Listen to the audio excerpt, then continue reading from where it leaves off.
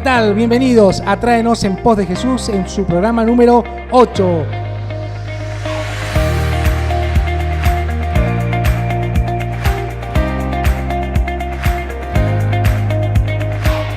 La octava entrega. Quien les habla, Daniel Montaño. Me acompaña mi hermano Gabriel Montaño. ¿Cómo estás, Gabriel? Hola, Daniel. Bueno, como siempre, como lo digo en cada ocasión, en cada programa, estoy feliz, gracias al Señor, por poder participar en este trabajo, pero al mismo tiempo con esa responsabilidad que conllevamos en nuestros lomos de poder hablar y poder transmitir verdades al pueblo cristiano con la intención firme de edificarlos. Edificarlos y también compartirles cuáles son las marcas de una iglesia bíblica. Durante estas entregas, fue la temática que el Señor nos permitió y nos llamó a abrir, no solo el debate, sino que más que debate, sino la información central de lo que es una iglesia bíblica. ¿Cuáles son las marcas de una iglesia bíblica? Con eso no queremos decir que no existan iglesias bíblicas en Salta o en el norte, sino que es necesario que las iglesias sean bíblicas. Así es, Daniel. La Biblia es el manual de construcción de la iglesia, nos marca cuál es la funcionalidad de la iglesia y al mismo tiempo es el manual del creyente.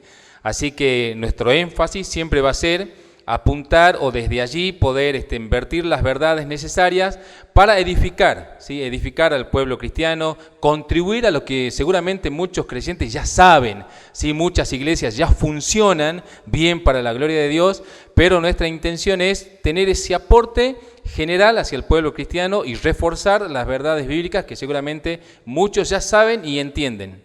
Así es, y para eso hemos sido llamados también.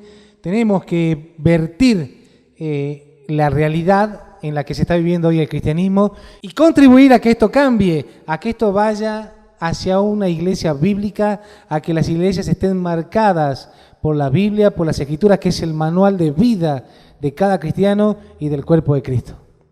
Así es. Bueno, ¿qué tema vamos a abordar, Daniel? Decilo vos. Bien, hoy tenemos un tema que es de suma importancia. Me parece que sí. La temática de hoy es disciplina. Disciplina en la iglesia.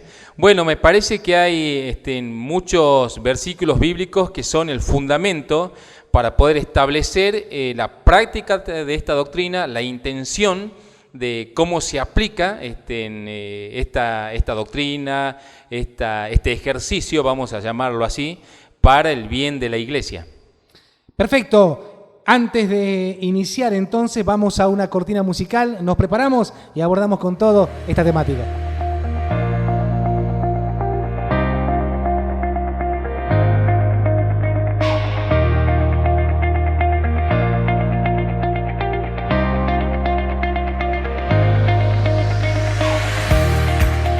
Bien, ya estamos en posición de poder entrarle de lleno a este tema que es de suma importancia. La disciplina en la iglesia tiene que ser motivada por el amor, el amor hacia los hermanos. Así es, Daniel, tiene que ser motivada por el amor. Por eso, lo primero que a mí me gustaría empezar diciendo es ¿qué es la disciplina? Porque quizás la disciplina, la palabra tenga como una connotación negativa.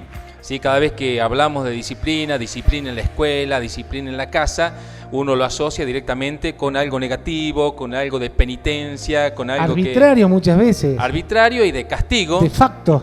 Quizás a un niño voy a decir, bueno, te voy a disciplinar, capaz que empieza a llorar de antemano, como diciendo, uy, se me viene la noche, se me vienen los problemas, se viene el dolor de espalda. Claro, porque cuando uno dice te voy a disciplinar, en realidad tiene que decir la verdad, te voy a castigar. Entonces está un poco mal asociada la palabra disciplina a castigo.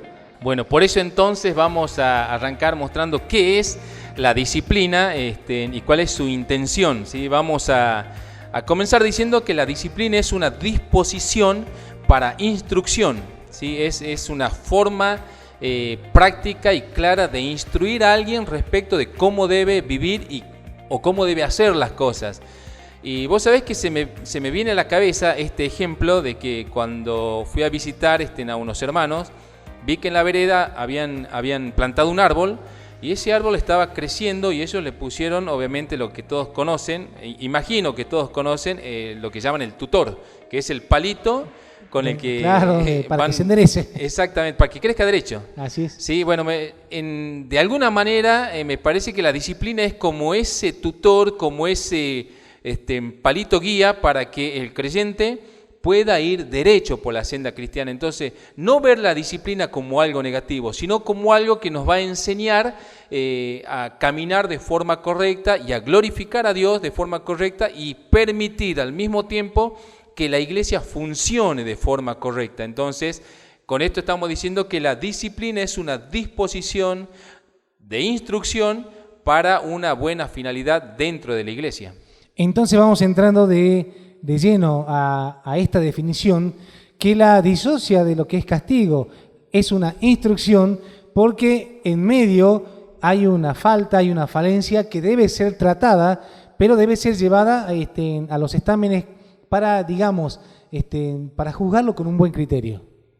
Así es, porque podemos decir que la base de lo que es la disciplina en sí tiene que estar o tiene que tener la raíz por ejemplo, en 2 de Corintios 7:1, donde Pablo puntualmente dice: así que, amados, puesto que tenemos tales promesas, limpiémonos de toda contaminación de carne y de espíritu, perfeccionando la santidad en el temor de Dios. Podríamos decir que la base de la disciplina es una corrección para perfeccionar la santidad en el temor de Dios. Los actores de la disciplina tienen que estar bien marcados, tienen que tener un buen criterio, buen testimonio. Y si bien esto aplica a que queremos una iglesia que camine en santidad, también debemos decir que esto no debe estar motivado por un orgullo santurrón, algo que lleve al que está juzgando el caso a creerse más que la persona que está en este momento siendo disciplinada, sino que tiene que tener un énfasis lineal, un énfasis abocado a la misericordia que el Señor pone en nuestras vidas. Claro, entonces hay que tener bien marcado para qué se ejecuta, cuál es la intención de hacerla. Y bueno, entre tantas cosas que podemos sembrar o decir en este programa, me parece que podemos ir afirmando, diciendo que la disciplina tiene la intención de restaurar a las personas, no de dañarlas, porque eso tiene mucho que ver con la dirección que le da el cuerpo ministerial o el consejo de pastores a la disciplina. Pero no olvidarnos nunca que la enseñanza bíblica nos muestra que la disciplina existe para restaurar. ¿Sí? Esa va a ser la finalidad. Restaurar a la persona que ha cometido el error y por sobre todo volverla a la posición a la que estaba con mucho mayor santidad, con mucho mayor ahínco por el Evangelio. Es importante que se aplique bien la corrección y que sea sumamente bíblica. Para esto tenemos un objetivo marcado. Así es, el Nuevo Testamento nos marca, ¿sí?, con unas enseñanzas muy claras directamente de la boca de Jesús, que me parece que va a ser el tronco o la columna de esta enseñanza, la columna vertebral, que es Mateo. ¿Sí? Me parece que aterrizamos ahí de entrada en Mateo 18:15, donde hay un ejemplo muy práctico basado en 4 pasos o 4 niveles para aplicar una corrección, ¿sí?, en la iglesia o una disciplina en la iglesia. Yo lo voy a leer, vos fíjate que Mateo Mateo 18, así es. Sí, Mateo 18, desde el versículo 15 en adelante dice: por tanto, si tu hermano peca contra ti, ve y repréndele estando tú y él solos. ¿Sí? Ese sería el primer nivel de esta práctica. Y dice: si te oyere, has ganado a tu hermano. Bien, ahora pasamos al segundo nivel. Dice: mas si no te oyere, si no funciona la primera, toma contigo a 1 o 2, para que en boca de 2 o 3 testigos conste toda palabra. Bien, ese sería el segundo nivel. Versículo 17, si no los oyere a ellos, ¿sí?, pasamos a un tercer nivel, donde puntualmente Jesús dice: dilo a la iglesia. Bueno, perfecto. Y existe un cuarto nivel, que está basado en lo que continúa del versículo 17, que es: si no oyere a la iglesia, tenle por gentil y publicano. Tenemos entonces 4 niveles que están plasmados en Mateo, capítulo 18, versículos del 15 al 17. Y valga la redundancia de que en estos niveles, o por lo menos en los dos primeros niveles, hay que guardar suma discreción en cualquier caso que se esté exponiendo para que se lleve, digamos, de alguna manera, para que llegue a boca de los ancianos y para que se pueda juzgar y dar un buen veredicto que sea misericordioso. Pero también decir que en todo caso debe estar acompañado de mucha discreción. Así es, esto comienza entonces con un trato muy particular y en discreción, con la intención sincera, en este caso del primer hermano dañado que va a confrontar sanamente a su hermano que le ha generado este daño y va con la intención de restaurarlo. Él lo hace en discreción, no tiene ninguna intención de humillarlo, no tiene ninguna intención de exponerlo, sino que primeramente lo hace en discreción. Seguramente es un hermano que ha orado y que se ha acercado con la intención de poder hablar con él para que puedan llegar realmente a la comprensión de lo que está sucediendo, ¿sí? Entonces, esa conversación que surge como primer nivel, como primer paso, tiene que ver con esta idea sana de restaurar, ¿sí? Eso es importante saber.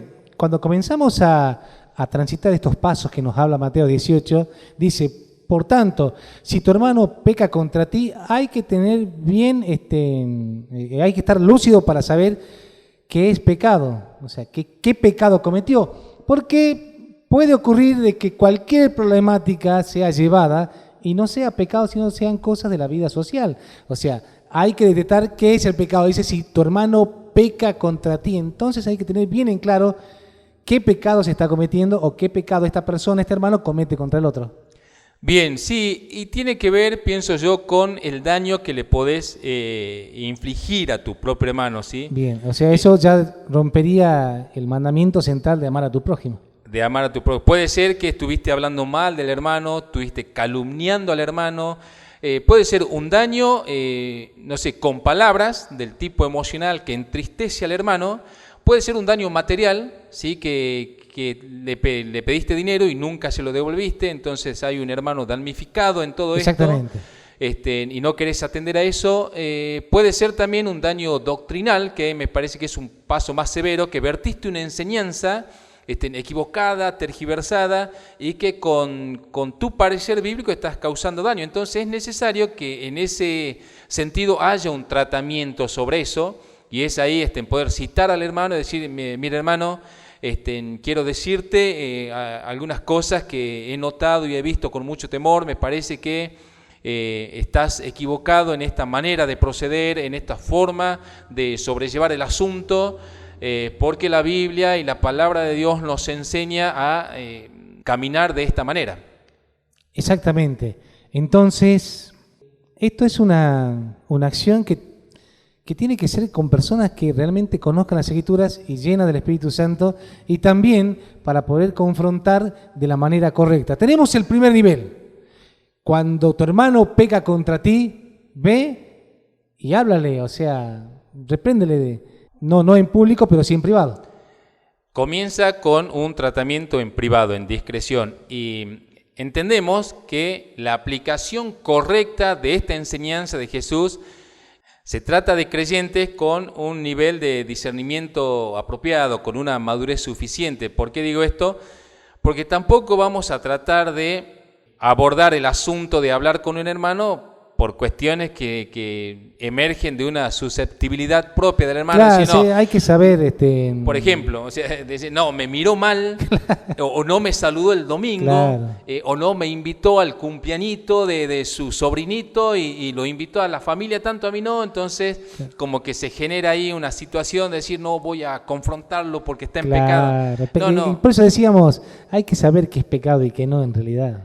Exactamente. Entonces, esta enseñanza de Jesús está asentada, por decir de alguna manera, sobre un nivel de madurez suficiente para que tenga una aplicación correcta. Entonces hay muchos hermanos que pueden ir al pastor y decirle: pastor, me parece que la familia tanto o el hermano tanto está en pecado, como te dije, porque no sé, le pedí prestado algo y no me lo quiso prestar, y él no lo está usando, cosas así. Se tomó un vaso de vino. Claro, diferentes situaciones que a veces ya forman parte de algo susceptible, pero no. Comencemos con algo que ha generado daño en el hermano. Si genera daño, por tanto, se ha tratado primeramente en discreción. La intención del hermano que va a confrontarlo es poder restaurarlo y mostrarle que su actitud, que su proceder no ha sido bueno y por lo tanto tiene que ser tratado. Primer nivel. Primer nivel. ¿Y cuál es el resultado? Si el hermano te oye, has ganado a tu hermano. Pero la palabra en sí no es que, básicamente el hermano estaba totalmente disociado de la vida cristiana, sino que has ganado la paz, has hecho el consenso, se ha llegado a un acuerdo. Esa es la ganancia. No hablo de una ganancia de que de pronto, porque pecó contra mí, lo trato como un súper inconverso y necesito reevangelizarlo, sino que ha ganado en sí, para él mismo, paz, ya que se llegó a un acuerdo antes de ir al siguiente nivel.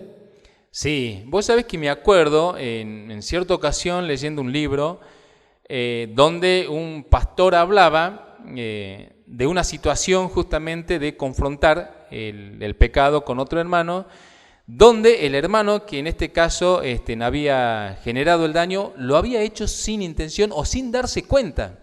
Sí, de hecho, cuando fue confrontado, él le agradeció completamente al hermano, le dijo, mira hermano, si no me lo hubieras dicho, no me hubiera dado cuenta de que mi actitud o lo que yo estaba haciendo estaba mal o estaba causando un daño, así que bueno, le agradeció, lo abrazó al hermano, oraron juntos y bueno, ese es un final feliz. Claro, mira qué importante. Que debería darse en el primer nivel. Pero bueno, existe el segundo nivel.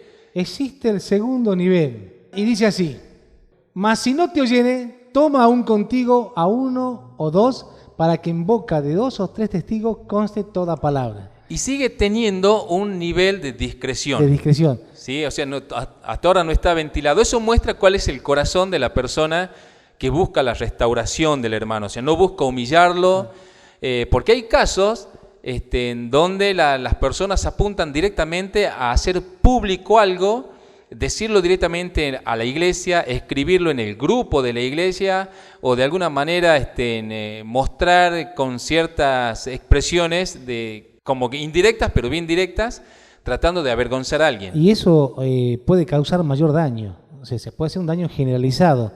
Y fíjate vos, volviendo a poner la misma vara del primer nivel en el segundo, las personas que se eligen como testigos tienen que ser personas que realmente ya hayan pasado por casos donde se hayan juzgado distintas situaciones y no sean hermanos que estén parcial para tu lado.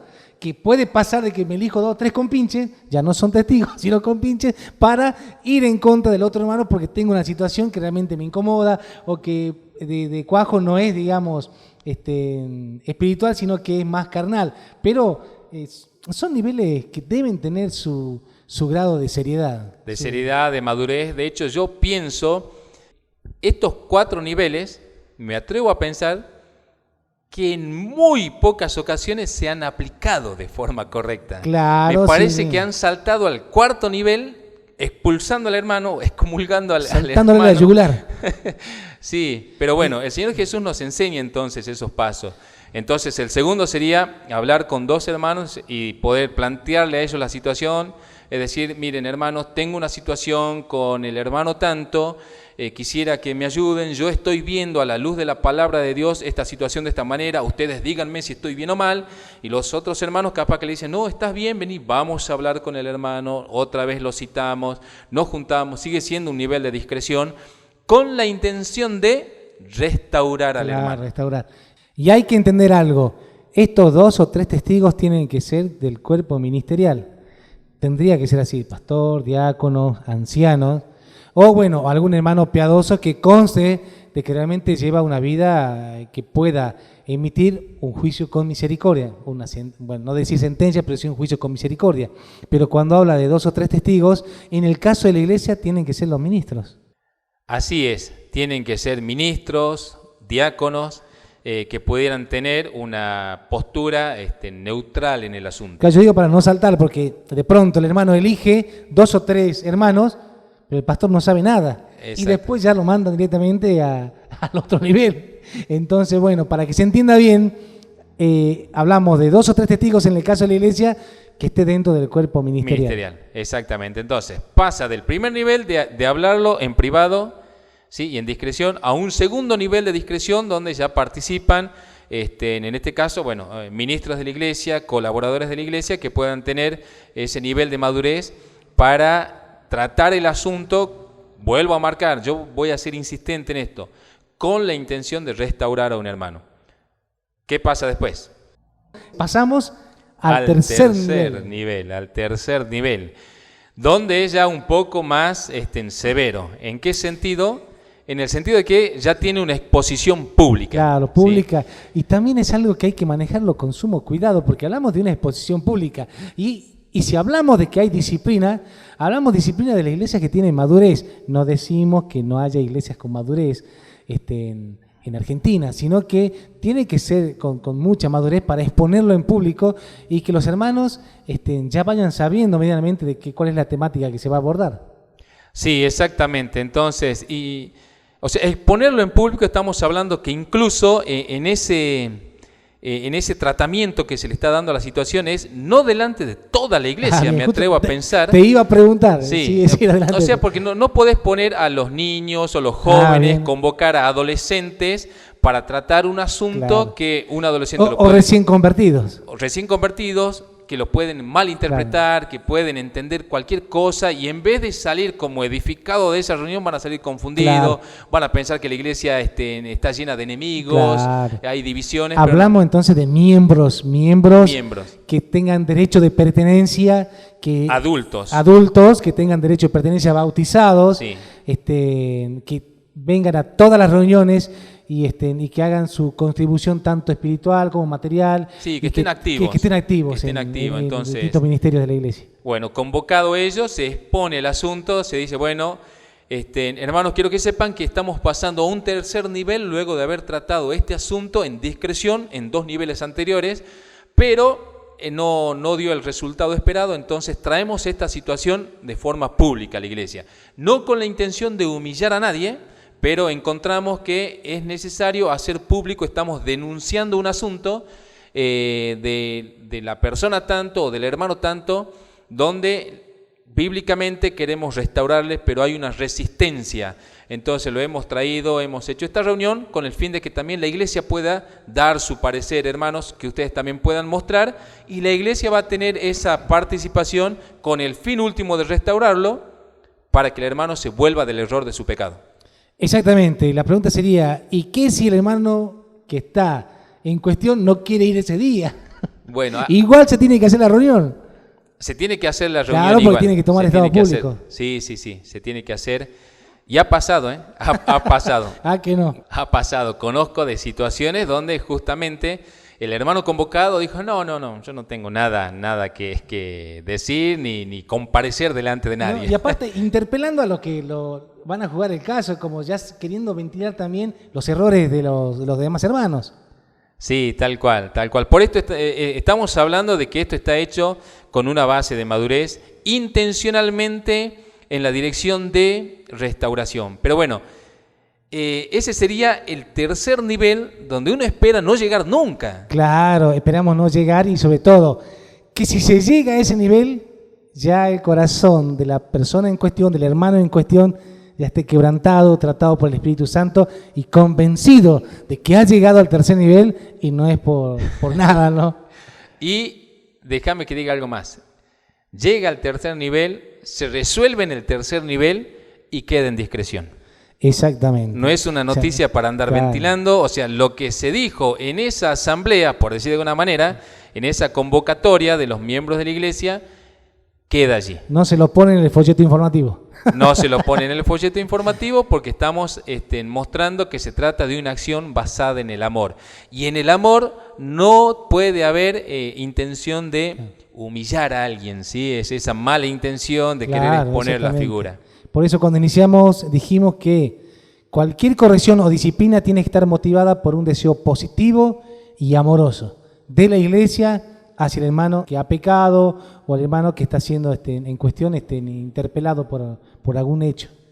Bueno, tristemente existe un cuarto nivel. Uno desearía que decir, bueno, se solucionó en el tercero, pero parece que a veces el nivel de terquedad o de obstinación de una persona que persiste en el error bueno, lo lleva a pasar a un cuarto nivel, que sinceramente es muy severo y no me gustaría que se llegara nunca a ese nivel, pero sería la sentencia en realidad. Sí. Sería un nivel de sentencia. Un nivel de sentencia basado en el resultado de la conducta de la persona. Vale decir que estamos llegando a este nivel porque la persona se resiste a generar el cambio. Entonces, si la iglesia funciona de una manera y tiene un objetivo puntual, como decimos nosotros en nuestra jerga, en lo criollo, estamos pechando todo para el mismo lado, ¿sí? Pechando el carro hacia una dirección, pero de repente tenemos un hermano que te pone palos en la rueda, que pecha hacia el otro lado, entonces le decimos, un momento, o sea, tenemos que ir para allá, ¿por qué haces esto? Entonces decir, bueno, porque yo quiero hacerlo. En ese caso voy a decir, bueno, ¿sabes qué? Fuera del grupo, ya no participe con nosotros, porque en vez de avanzar con vos, nos representa un gran estorbo, un gran impedimento. Entonces, el cuarto nivel, Jesús puntualmente dice, si no lo oyere a la iglesia, inmediatamente se habla ya de lo que conocemos como excomulgación, ¿sí? Exactamente, lo sacamos. Y tenerle por gentil y publicano, o sea, como alguien que es ajeno a la iglesia, que está por fuera de la iglesia. O sea, es como decir, si no te vas a someter a la voluntad de Dios, si no te vas a someter a la dirección del Padre en la casa de Dios, fuera de la casa, ¿sí? Para afuera. Para llegar a este cuarto nivel, pasando por los otros tres, es necesario que el caso tenga pruebas contundentes, o sea, pruebas que sean fehacientes de por qué se está emitiendo tal o cual acción para el hermano en cuestión. Entonces, no se puede denunciar algo sin una prueba objetiva. Tal cual, tal cual. Entonces, es como juzgar un asunto para lo cual tienen que existir las suficientes pruebas y evidencias para que el caso pueda llevarse de forma puntual. O sea, no puede estar basado en sospechas, no puede estar basado en conclusiones, sino en evidencia. En evidencia concreta. Sí, de que pasó algo puntual y que se necesita tratar. Bueno, esos serían los 4 niveles que nos enseña puntualmente Jesús, reportado en el Evangelio de Mateo, donde, bueno, nos muestra cuál sería el tratamiento, la aplicación, la forma práctica de llevar una situación de pecado en la iglesia. Así es, Gabriel, te iba a preguntar algo. ¿Qué pasaría si ya después de que se fue el hermano, lo sacaron, lo excomulgaron, se arrepiente? Sí se arrepiente, de hecho la intención es esa. O sea, la intención, por fuera, sí. Razone un poco. Exactamente, la intención de excomulgar a un hermano no es tenerlo por enemigo. O sea que tendríamos que disociar la palabra enemistad o enemigo de lo que es la disciplina. Todos los pasos que se están dando cuando se ejecuta la disciplina en la iglesia es para restaurar. Entonces, si en ese nivel, en ese cuarto nivel de quitar al hermano del cuerpo, de sacarlo de la asamblea, de decirle, vas a estar por fuera de esta asamblea, si querés persistir en tu pecado, si te gusta mucho esa conducta, vas a ejecutar esa conducta fuera de esta iglesia, fuera de esta familia. Y si estando fuera de la iglesia, en el campo mundano, por decir de alguna manera, siente convicción y se da cuenta realmente que él ha fallado, esa es la idea, entonces él puede volver arrepentido. Y si vuelve arrepentido, hay que recibirle. Hay que restaurarlo y comenzar ese proceso. Y también, si se fuera de la iglesia, no vuelve y va a otra, el pastor está obligado a pedir carta de recomendación. Ya dijimos en el programa pasado de membresía. Quiero entrar a un punto importante dentro de este tema, en que hablemos un poco en el contexto de que se está exponiendo el caso.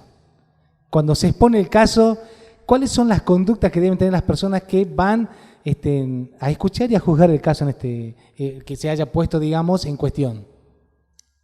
Las personas tienen que ser maduras, suficientemente maduras y objetivas para tratar el caso, y hablamos de que tienen que ser imparciales en el asunto. Vos fíjate que Pablo le escribe a Timoteo, yo te voy a leer una cita bíblica que está en Primera de Timoteo. Sí. Mira, y este es un caso puntual, Primera de Timoteo, capítulo 5, versículo 19, dice, contra un anciano no admitas acusación, sino con 2 o 3 testigos. Y estamos hablando de un anciano, de un ministro de la iglesia, ¿bien? De alguien que está trabajando Está en la hablando del iglesia. segundo nivel ya. Sí, Claro. es algo un poco más serio, pero me gusta la manera en que Pablo lo aborda porque es necesario marcar o mostrar cuál debe ser la conducta o el nivel de madurez de los que tratan el asunto. Él dice, a los que persisten en pecar, repréndelos delante de todo. ¿Sí? Estamos hablando del tercer nivel. Ya, exactamente, tercero. Tercer nivel. Repréndelos delante de todo. ¿Para qué? Para que los demás también teman. Porque una persona indisciplinada en la iglesia puede contagiar esa conducta como un cáncer hacia los demás. Sí, y esto sí. puede, no sé, convertirse en un jardín de infantes No, completamente y indisciplinado. causar una división. Pues sí, de hecho eso pasa. Pero fíjate que Pablo le dice a Timoteo, y ya paso al versículo 21 de 1 Timoteo 5, le dice, te encarezco, y esta palabra es, te encargo mucho, delante de Dios y del Señor Jesucristo y de sus ángeles escogidos, que guardes estas cosas sin prejuicios, ¿sí? Sin prejuicios, no haciendo nada con parcialidad. Bueno, exactamente. Y esa palabra es importante, Daniel. Los jueces, ¿sí?, tienen que ser imparciales. Y uno dice, bueno, yo soy imparcial, siempre que no te toquen la familia, siempre que no te toquen los amigos, porque ese es el asunto y se nota mucho, tristemente, en algunos casos donde he conocido ministros que tenían un celo por el desarrollo de la iglesia, del trabajo, que ellos decían, no, las cosas tienen que hacerse así recta, y si un hermano está caminando en esa desobediencia y rectitud, él decía, le vamos a caer encima, ¿sí? Lo vamos a disciplinar. Pero cuando se trataba del entorno familiar, ahí un poco decía, no, hay que ser un poco más misericordioso. Claro, ahí explicando la misericordia. En el caso de que se traten estas situaciones con familiares, ejemplifiquemos un poco. El pariente de un diácono tiene una situación complicada, se lleva esta situación a los ministros, ese diácono tiene que estar allí en el cuerpo que está juzgando, excepto que sea un hombre de un grado de imparcialidad grande, porque está afectando a un familiar. Mira, lo vamos a hacer un poquito más todavía al ejemplo, no tan distante, que sea hijo del diácono. Quiero hacer un paréntesis, Sí. no significa de que no pueda estar. Claro, no, sino... puede estar, pero entiendo que su aporte va a ser un poco más como de contribuir a la situación, porque vamos a entender o asumir que va a haber cierta parcialidad. Claro, o sea, el sentimiento lo va a traicionar, porque se habla, en el caso puede ser un hijo, la esposa o cualquier otro que esté directamente relacionado con él de manera, o sea, primaria, o sea, sanguínea o política, y puede pasar de que la imparcialidad esté rondando en su corazón. Sí, entonces puede pasar con la esposa de un ministro, Sí, puede claro. pasar con la esposa de un ministro que esté como... He conocido casos así. que esté acusada de algo, entonces el asunto debe tratarse puntualmente, donde se entiende que el cuerpo ministerial va a ser objetivo, con la intención de siempre restaurar el asunto. Por eso Pablo le encarga mucho, le dice puntualmente a Timoteo, te encargo mucho este asunto, no trates nada con parcialidad. Se necesita ser imparcial porque estamos hablando de la casa de Dios. No estamos hablando de defender la familia del pastor o la familia del diácono o el cuerpo de los hermanos. Estamos hablando de que estamos defendiendo la casa de Dios. Claro, y una causa importante. O sea, habría que tomar bien en contexto la palabra parcialidad e imparcialidad para saber dónde estamos parados. Esto básicamente se pone como un requisito de las personas que van a estar juzgando y escuchando el caso en cuestión para tener un buen juicio y un buen razonamiento a fin de no llegar a un cuarto nivel o de pecar de complicidad. Así es, Daniel. Y bueno, el asunto de la complicidad también es algo que necesitamos verlo y abordarlo. Primero, Pablo le dice a Timoteo, cuando alguien persista en el hecho de pecar, reprenderlos delante de todos, o sea, delante de la asamblea, para que también los demás teman, ¿sí? Que se den cuenta que esto es algo serio, que no se puede jugar, sino que es algo serio y que aplica al objetivo de funcionar. ¿Por qué? Porque los ministros, el cuerpo pastoral o el consejo pastoral queramos o no, tienen que ser los referentes del resto de la asamblea. Entonces, para eso es necesario que se lleve el asunto con completa seriedad.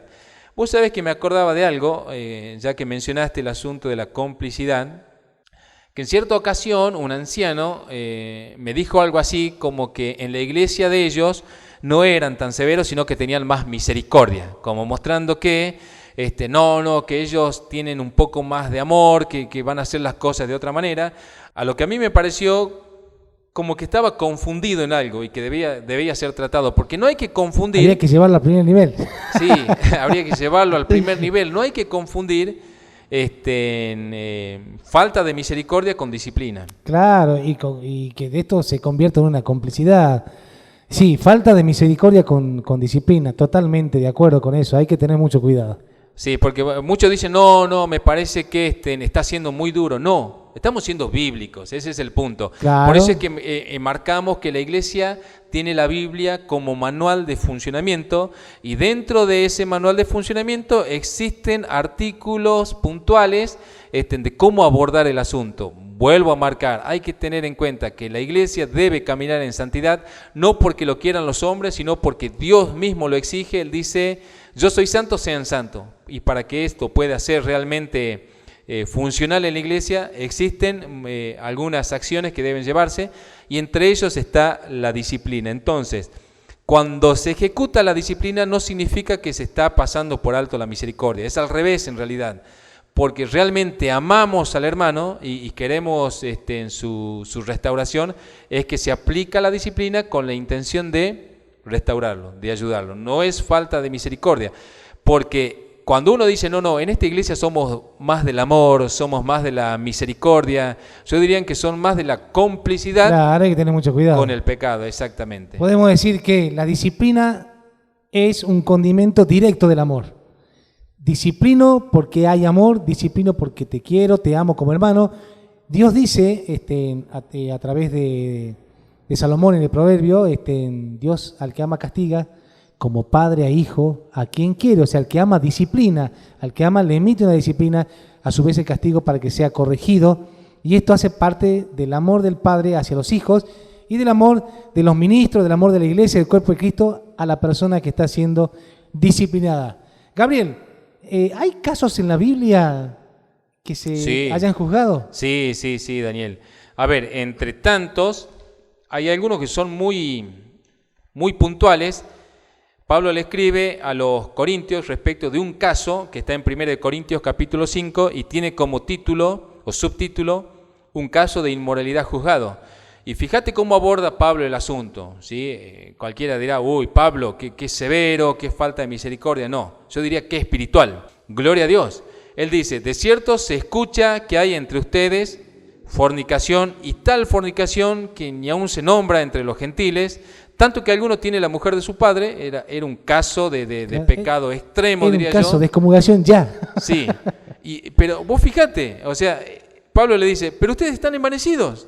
O sea, ¿no deberían más bien haberse lamentado para que fuese quitado del medio de ustedes el que cometió tal acción? Había complicidad entonces. Había complicidad, había parcialismo. Exactamente, mira todo lo que había que no tenía que haber. Claro, o sea, ellos estaban felices con que tenían muchos dones espirituales, pero no había realmente un discernimiento apropiado para tratar el asunto. Y Pablo le dice, ciertamente yo, como ausente en el cuerpo, pero presente en el espíritu, ya como presente he juzgado al que tal cosa ha hecho. En el nombre del Señor Jesús, reúnanse ustedes y mi espíritu con el poder de nuestro Señor Jesucristo, el tal sea entregado a Satanás para la destrucción de la carne, a fin de que el espíritu sea salvo en el día del Señor. Entonces tenemos directamente por parte de Pablo una sentencia, es decir, traten ya este asunto. Era un caso que ya venía siendo ventilado a público, quizás dentro y fuera de la congregación, y se estaba teniendo un grado de parcialismo tal y de complicidad que se estaba dejando que esta persona siga actuando de la manera que estaba actuando. Vos fíjate que el apóstol Pablo compara esta acción como una levadura que está afectando a toda la masa. Entonces, una acción de esta naturaleza puede corromper al resto de los hermanos. Uno puede malentender. Un hermano que recién se está congregando dice, ¿se vale también eso por amor? Claro, puede normalizar el pecado. Y el pecado no tratado convierte a una iglesia en una iglesia con mucho libertinaje, entonces que ya no sería iglesia.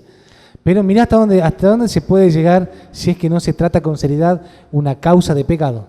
Y vos fíjate que también Pablo aconseja un poco más adelante en el versículo, en el versículo 11, ¿sí? De 1 de Corintios 5, versículo 11, Pablo le dice: les escribí que no se junten con ninguno que llamándose hermano fuere fornicario, o avaro, o idólatra, o maldiciente, o borracho, ladrón, con el tal ni aun comáis. O sea que Pablo tiene la intención de empezar a filtrar a esos hermanos que tienen un mal comportamiento, no por el hecho de ser, no sé, malo o de ser severo, sino con la intención de no contaminar realmente al cuerpo de Cristo. Y fíjate que justamente ahí Pablo está nombrando pecados.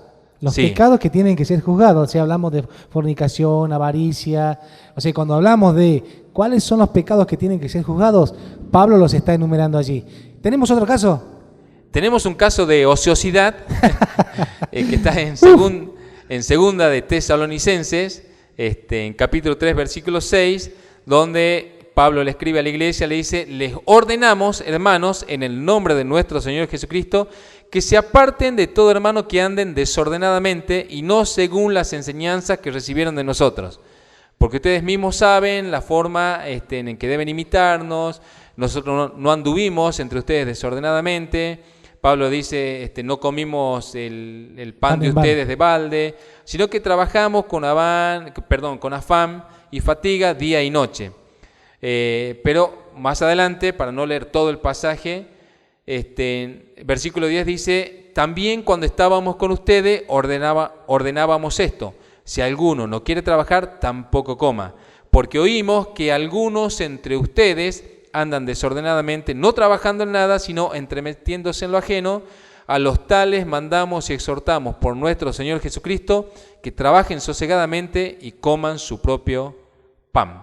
Entonces hay otro caso de ociosidad, de hermanos que vivían de una forma desordenada, en que no querían hacer nada y que al mismo tiempo... eran parásitos sí. Dentro de la grey. Bueno, es otro caso puntual donde el apóstol Pablo aborda la situación, juzga la situación, lo expone, porque estamos hablando de que son casos que seguramente ya se venían como tratando, pero había cierta resistencia de la persona.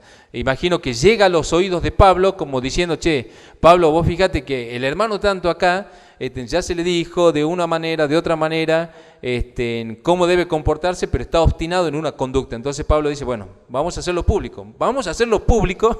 Y por carta encima. De tal manera que nosotros, 2000 años después, nos enteramos de este lo caso. Conocemos. Así que miren hasta dónde puede trascender en el tiempo un caso que se juzgue, un caso de pecado dentro. Quedó como proverbio. Claro, quedó como proverbio. Entonces, a no confundir misericordia con complicidad, ni amor con una hipermisericordia que no corresponde, sino que tiene que ser todo en su punto y en una medida. El juicio que el Espíritu Santo manda a los hermanos tiene que ser cumplido. ¿Por qué? Porque esto es para restaurar al hermano en cuestión. Así es. Entonces, hablamos de pecado como una acción en contra de la iglesia o de otro hermano puntual. Como dijimos, puede ser un pecado de un asunto doctrinal. Por ejemplo, en Tito 1:10, Pablo le encarga a Tito respecto de la conducta, o le advierte de la conducta de algunos que dicen: porque hay muchos contumaces, habladores de vanidades y engañadores, y mayormente los de la circuncisión, a los cuales es preciso tapar la boca, que trastornan casas enteras, enseñando por ganancias deshonestas lo que no conviene. Bueno, es un tipo de pecado y de daño que se hace a la iglesia que también debe tratarse. Entonces podemos tener ese tipo de caso de daño espiritual, daño emocional, daño material, daño físico, ¿sí? Puede ser un hermano violento que no tolera algunas cosas y ejerce la violencia. Claro, tanto física como verbal. Bueno, hemos visto entonces la disposición, el objetivo, la intención, cómo se aplica la disciplina, cuáles son las formas, exactamente el carácter, los 4 niveles que habla Jesús en Mateo. Hablamos de que tiene que haber un grado de imparcialidad y los ministros que tratan esto tienen que ser imparciales, llenos del Espíritu Santo, que no se debe confundir misericordia con complicidad, y todo esto hace a algo excepcional, que sería un condimento del celo por Dios. Exactamente, o sea, nosotros vemos esto de la disciplina como algo que tiene que ver con el carácter de Dios. Dios se muestra desde el Antiguo Testamento como un Dios celoso. Celoso en el sentido de buscar que su pueblo camine realmente en santidad y que pueda tener esa devolución de parte de su pueblo de glorificarlo por medio de la obediencia. Y esto tiene que ver con el celo. Y Jesús mismo muestra ese celo cuando Él está yendo hacia Jerusalén. Esto lo marca ver Juan capítulo 2, versículo 15. Bueno, cuando Jesús llega al templo, ve que hay una serie de situaciones allí que no deberían haber sucedido, ¿sí? Porque el templo era objetivo. Exactamente. Tenía una funcionalidad, tenía un culto que debía ejecutarse, pero todo había cambiado en manos de los hombres, habían cambiado la dirección de esto, a lo que Jesús cuando llega, mira y dice desde el versículo 15, hizo un azote de cuerdas, echó fuera del templo a todos y a las ovejas y a los bueyes, eso lo habían convertido en un mercado, dice, esparció la moneda de los cambistas y volcó las mesas y dijo a los que vendían palomas, quiten de aquí todo esto y no hagan de la casa de mi padre una casa de mercado. Entonces se acordaron sus discípulos que está escrito, el celo de tu casa me consume. Eso muestra, Daniel, en cuál fue realmente el corazón y el carácter de Jesús mismo, por el celo que tenía hacia Dios, hacia la iglesia, y nosotros deberíamos ser contagiados del mismo carácter. Vos fíjate que acá los discípulos podrían haber dicho, mira qué violento que es el Mesías, le falta misericordia para su propio pueblo, ¿por qué no habló con ellos en privado? No, ya había un nivel bastante en serio con el asunto. Pero aparte era público lo que estaban haciendo, no estaban escondidos, estaban cambiando, vendiendo, haciendo un mercado. Era el colmo de sinvergüenza. Exactamente. Pero bueno, entonces nosotros vemos el celo de Dios, entonces hay que decir que la disciplina es un condimento de ese celo. ¿Por qué una iglesia debería aplicar disciplina? Porque tiene celo por la iglesia, porque tiene celo por las cosas de Dios, porque ama la casa de Dios y espera que, como dice Pablo, que la casa de Dios sea columna y baluarte de la verdad, columna y baluarte de la verdad. Entonces no puede tolerar el pecado interno, no puede ser cómplice del pecado, tiene que tratarlo, tiene que abordarlo con el fin último, y vamos a ser muy redundante en esto, de restaurar a las personas. Déjame que sume una cita más, sé adelante, que el tiempo se nos acaba. Sí, tenemos un poco. Gálatas 6:1, Pablo dice, hermanos, si alguno fuere sorprendido en alguna falta, ustedes que son espirituales, restáurenle con espíritu de mansedumbre, considerándote a ti mismo, no sea que tú también seas tentado. Entonces, quería un poco mostrar que la disciplina debe ejercerse, ¿sí? Por el celo de Dios, pero al mismo tiempo con amor, con el objetivo de la restauración. La disciplina está ligada al amor. Disciplina a la iglesia porque hay amor, para restaurar al hermano, para llevar al hermano a una posición primaria, que sienta el amor de Cristo Jesús en su vida. Así es, Daniel. Entonces, la disciplina es algo que tiene que estar en la iglesia, tiene que ejecutarse, ¿sí? Tienen que hacerlo los ministros y tiene que llevarse con el fin último de que la iglesia camine en santidad. Bien, Gabriel, este es un tema muy lindo, sería bueno poder seguirlo compartiendo, pero se nos acaba el tiempo. Sí, Daniel, me quedaron muchos versículos en el tintero que podíamos haber usado y aplicado para desarrollar mucho mejor lo que fue el contenido de este programa. Bien, ya tendremos oportunidad de ampliarlo, pero por ahora nos vamos despidiendo, no sin antes dar los teléfonos. Así es, para WhatsApp 3876-194-146, si quieren escribir mails, ibg.salta@gmail.com.ar, si desean conocer de nuestras enseñanzas, ya saben que tenemos la web www.ibg.com.ar. Así es, hermanos, nos estamos despidiendo. Será hasta la próxima. Que el Señor les bendiga. Bendiciones.